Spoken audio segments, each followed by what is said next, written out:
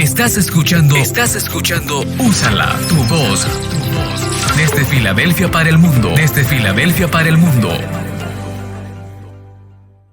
Yeah, hello everyone. And Fernando, we're good to have the show again. We are both hosting or co-hosting the show, the Roundtable, and also Voices of Change today. Hello, Fernando. How are you today? Hello, Leslie. How are you? The news have not changed much since yesterday. Everybody still talking about the same thing, that is the impeachment process in Washington. There is not much movement on the part of the Republicans. They still are not inclined to condemn Mr. Trump. They are afraid of losing the base, which is one of the reasons they keep supporting Trump, in spite of the overwhelming evidence presented by the Democratic impeachment proof that Trump did indeed led the rioters towards the Capitol, and he instigated this whole thing with his speech, and at the urging also his son was there and Giuliani was there, and they were like, the only way to reverse the results of that election was to take over the Capitol and capture the votes. They wanted to destroy the whole evidence of the votes. Fortunately, in the midst of the riot, some civil servants managed to salvage the papers that were evidence, and they stowed them away, and they were not destroyed by the rioters. Yeah. Well, Fernando, the issue with now the trial on its way in the Senate and the House managers presenting their argument as to why they should convict Donald Trump, the evidence seems to be overwhelming. And one of the things that they're proving, and I was watching a little bit of the argument being displayed on the wall of the House of the Senate, this issue of sedition. Based on the definition of sedition, did Donald Trump incite an insurrection? Did he willfully went out and incited this insurrection by telling people to rebel against the government? So the argument of the House managers is that's how they're presenting their evidence to prosecute Donald Trump. That's fine. The question is it enough to convince 17 Republicans to come over with the Democrats to provide a conviction against Donald Trump? And that's not going to happen. And I had this conversation with Drew Murray on his show, The Republican Zone, and I don't foresee that happening, Fernando. Yeah, I think it's almost like they like speaking a whole different language to the Republicans. They don't want to listen. They don't want to hear. They don't want to understand the events. They, in fact, their physical response to this, the message from them, according to media reports, is that they are looking at their shoes. They're doodling on papers on their desk. They are trying to, by all means, appear indifferent to the presentation of the managers. And the only ones who are attentive and who seem to be listening are the Democrats and the handful of Republicans who are expected to vote for against Trump. So yeah, and the issue is, part of the argument is, why waste so much time? Well, and why, put all this effort when we know what the outcome is going to be? The point is, you want to have it on record. Exactly. I think the Republicans want to make it a point to have it on public record what happened, so that the public square can exactly see for themselves what happened, on what led up to this craziness on January the 6th. Fernando, 5 people died in this process. I know. And someone has to pay for this. Lives Yes. were taken as a result of this insurrection that I think partly was incited by Donald Trump. Yes. So I think the Democrats are doing the right thing to put this on record as to how it happened, how it led up to this way, and how Donald Trump is the culprit of A, these 5 deaths, and B, of this insurrection. Yes, and I believe you might have said that the Republicans want this on the record, but I don't think they want it on the record. I think the Democrats are insisting to present this evidence, to preserve all the video evidence, the statements by different people who participated, the number of suspects that have been captured and what they have said, because now the response from many of them, I don't know if you saw the most recent interviews. Many of these people who invaded the Capitol and then went back to their states, to their homes, have been captured and interrogated by the FBI, and they have a tough road ahead. Many of them do not have money. One of the articles pinpointed the fact that many of these people who invaded the Capitol have economic problems. They lost their jobs, they have no money, no prospects. And now some of them have to hire lawyers to defend themselves. And they said nobody is coming to their aid. There are no Republicans with deep pockets coming to help the people who organized the rebellion. Yeah, And yeah, I agree. I agree with you. And so to put things into perspective, the House Democrats rested their case against Donald Trump on Thursday, which was yesterday, insisting that the Senate's refusal to punish him for inciting a mob attack, the Capitol will pave the way for a future commander in chief to subvert the democratic process, weaken Americans' standing in the world, and stoke the recruitment of domestic terrorists. Now, I don't know about going to that extent to say domestic terrorist. I'm very careful to go that deep in the woods here. But, there was sweeping evidence.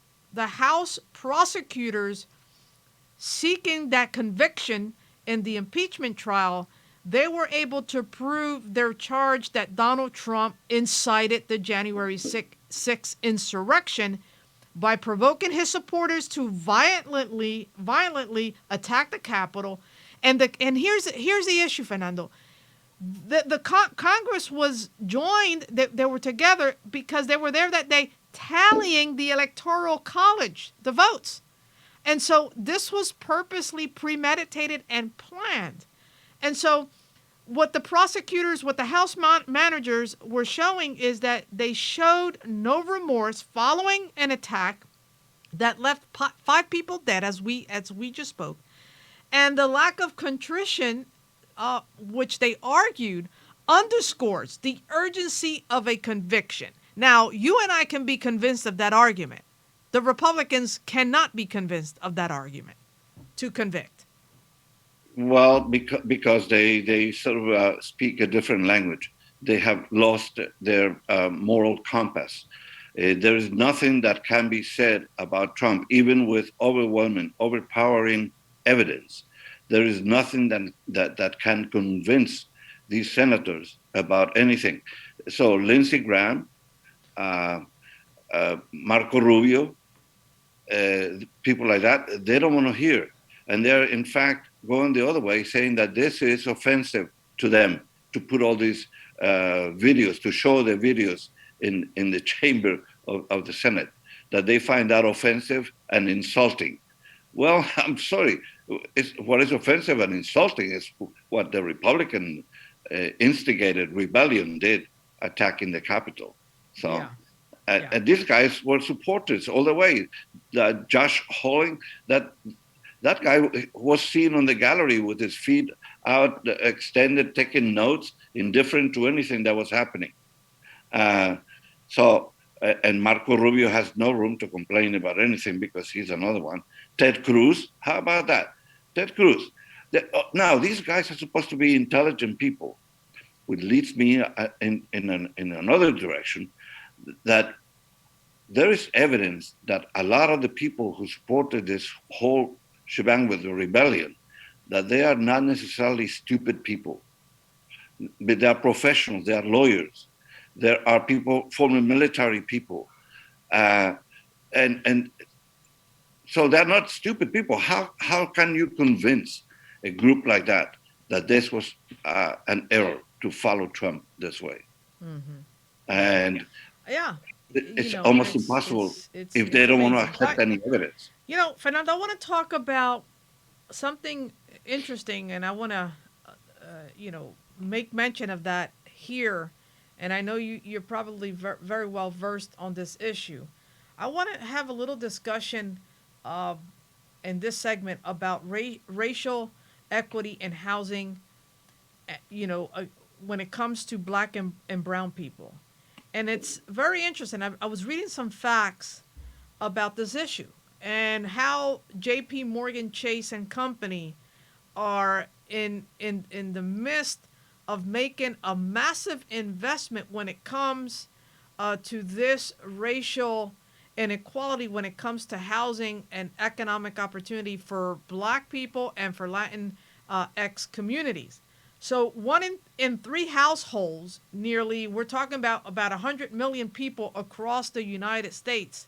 You and I know they struggle with housing costs that jeopardize their financial security. We know this, right? So according to Aspen Institute that I was reading, as these are, as one of the biggest determinants of financial and physical health, housing, Fernando, can influence a person's access to education, to health, to a good job opportunity, and has the ability to transform entire communities and strengthen the economy if people have a sustainable way to have house and to have access to all these things that is part of the American dream. And yet, while the notion of owning a home is firmly, as you and I know, part of the American dream, as I mentioned, there's a lot of structural barriers that we face, especially black and brown people, that prevent many people from being able to afford or buy or rent a safe place to live in an economically thriving community. What's your stance on this and how you view this issue, Fernando? Well, obviously, I agree that housing, whether you own or rent, is a very important part of every person's existence. I mean, the most basic needs, food, shelter, and clothing, along with, later on, with education, access to jobs, and so on. Those are important things. But housing is one of those, the first three things that a government should be concerned about. Yeah. In that context, the Office of Homeless Services, OHS, in Philadelphia announced that the city has been awarded a grant of 35.5 million by the U.S. Department of Housing and Urban Development, HUD, to support 2,718 existing units of long-term housing and services in 100 local programs. So that's one way in which the city, the state, the government can contribute to solve the problem of housing for the poor. And let me just say this: in October of 2020, J.P. Morgan Chase, they announced a business commitment to invest $30 billion over the next 5 years to help reduce this type of systemic racism and advance racial equity by helping to close the racial wealth divide and provide economic opportunity for Black and Latinx people in the United States. So this firm, J.P. Morgan, which is a big financial company, they believe firmly the firm will provide loans, equity, and direct funding to promote and expand affordable rental housing and home ownership for underserved communities, as well as support opportunities to improve financial health and access to credit and banking. Now, this is good, Fernando, right? Because we know the struggles of people, especially now, a lot of the Latinx communities and Black communities, they've been affected by the COVID-19, and disproportionately, it has hit these communities. The COVID-19 has. So the government and the community and business leaders, I think, need to work together to provide equitable access to secure, safe, and affordable homes in all communities. So I think this should be a concerted effort among the government and private entities to come together and community to make this happen for people, because this is an issue. This is an issue not only here in Philadelphia, as you have mentioned. I mean, yeah, there's funding here, but this is across the United States that Right. A lot of people have been affected and hit by this issue. It's with the housing situation. The information that came in this press release from the director of homelessness, Liz Hirsch, Yeah. she says that we are deeply grateful for the incredible tenacity our providers have shown during the pandemic to keep providing much needed services to the vulnerable neighbors. And she also said, I don't know if this is true, but it said Philadelphia continues to have the lowest number of street homeless of any major city in America. The 2020 PIT count showed that the city has seen a 12% reduction in chronic homelessness since 2019, and a 25% reduction in family homelessness since 2017. So those are positive numbers. Yeah. And I think this contribution of 35 plus million will help. We know that's one of the things that Mayor Kenny had trouble with. Remember the people on the Parkway, who they just took over part of the Philadelphia Parkway, occupied that land until the government did something. And somehow the government did manage to find a solution, temporary housing for them. And it could become permanent, but at the time it was said to be temporary. Yes. Yeah. Exactly. And these are issues that I think when there's a meeting of the mind and there's a serious commitment to address this issue, obviously money is part of this conversation. But when you have all entities, whether they're private or government, working together to find a solution, this is how you move the needle, and you move it in benefit of communities that have been systemically or at a disadvantage when it comes to stable housing and even renting.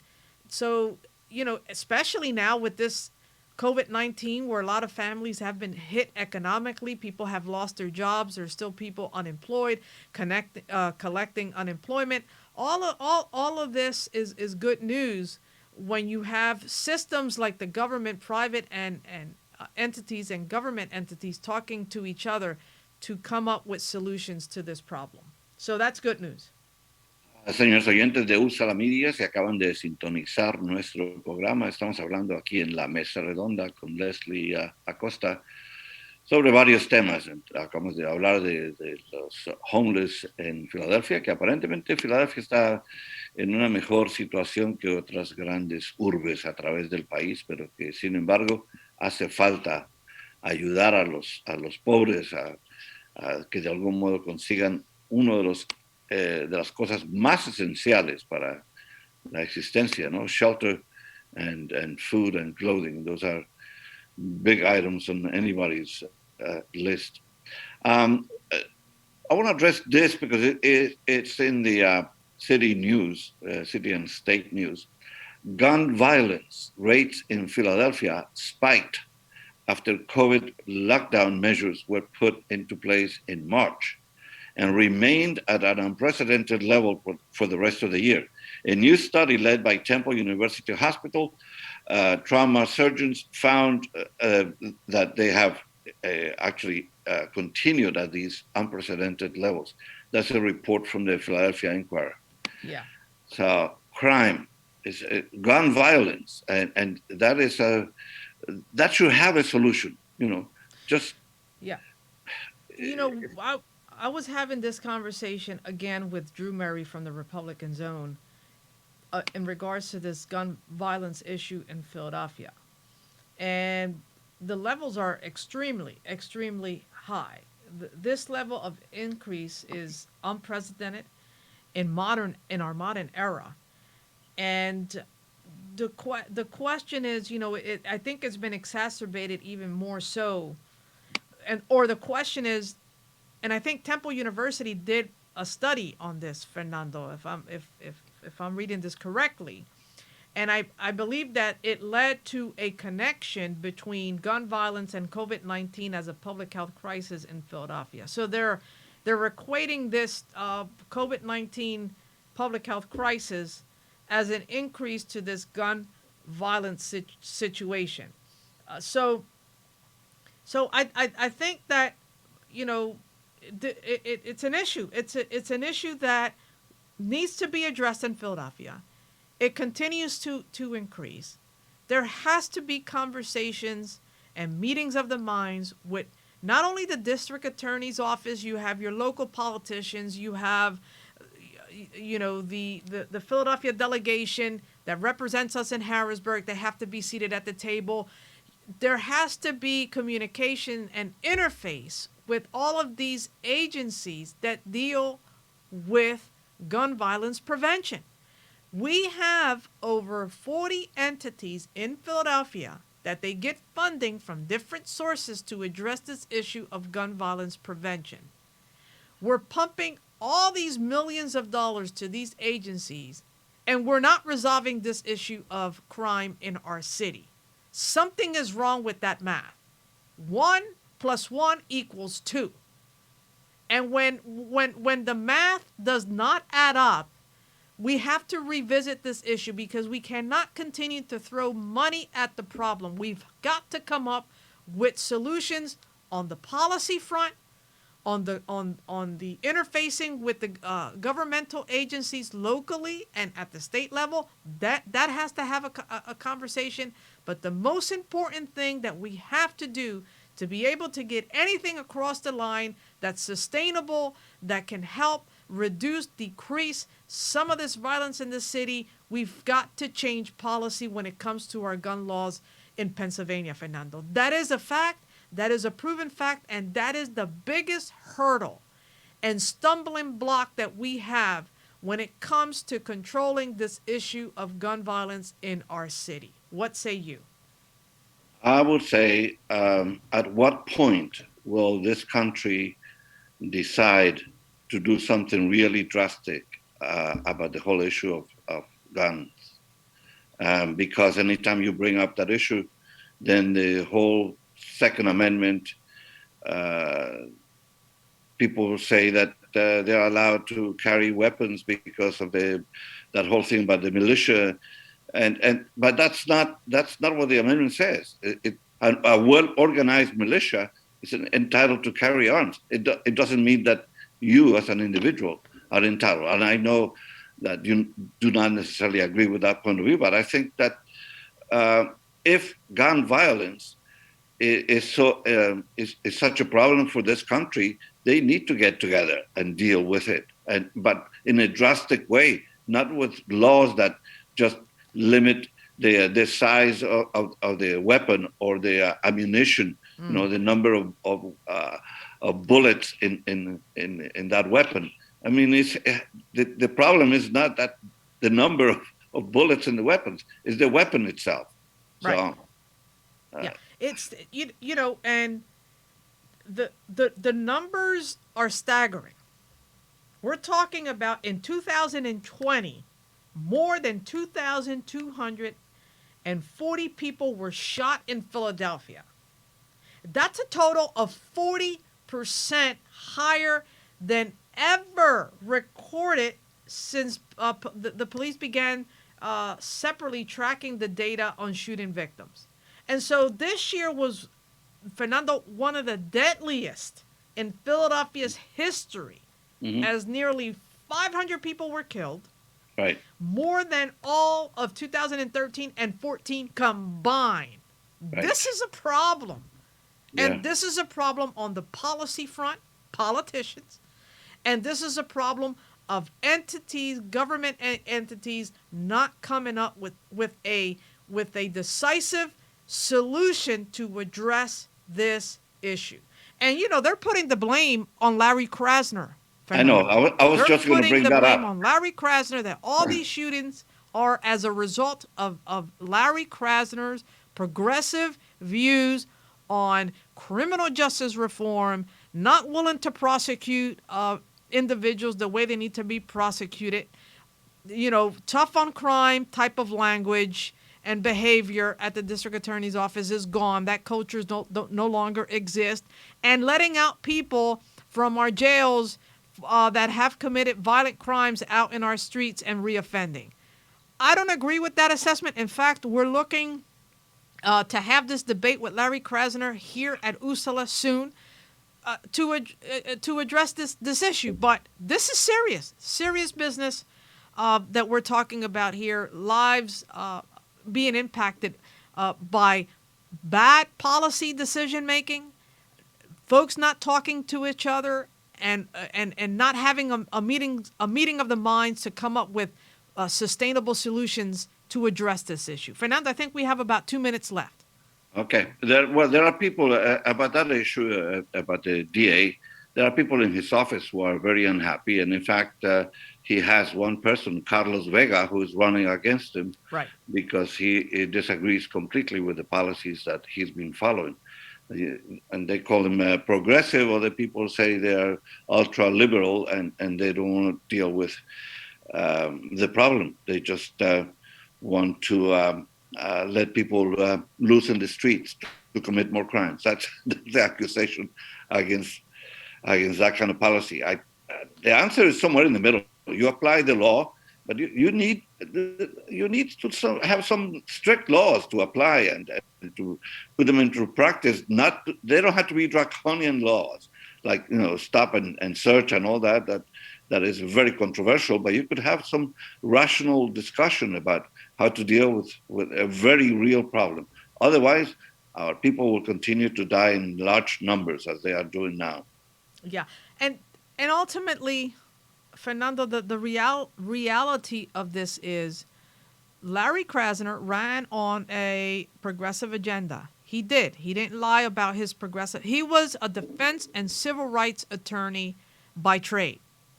Yeah. So he knows, and there has to be a balance, though, right? When you're running an office like the DA's office, there has to be a balance in your views so that, things are done within the law, right? If you've committed a violent crime, you have to pay for that. The other have you issue invited is the him victims to have to be part of this conversation as well. But that's a conversation as well. But that's a whole different segment that we can have on that. But yes, hopefully Leslie, we're going to have this debate with the district attorney's office race that's going to be held in 4 months, and we're going to have it hosted here at USALA. Fernando, you're going to be one of the moderators to ask these questions directly to Larry Krasner to see how he can defend his record in the past 4 years. Okay, well, I intend to invite Carlos Vega to my program to see what he thinks about this whole issue. So, hopefully, let's let that, and that's great. Absolutely, I agree that we have to bring these people in, and they have to defend their record so that the voters can have the choice after they hear the candidates and hear what they're proposing, who to vote for, and make up their mind in 4 months when we have this election. Well, it looks like we have reached the end of this edition of the Roundtable, La Mesa Redonda. Thank you, Leslie. And thank you, Danny.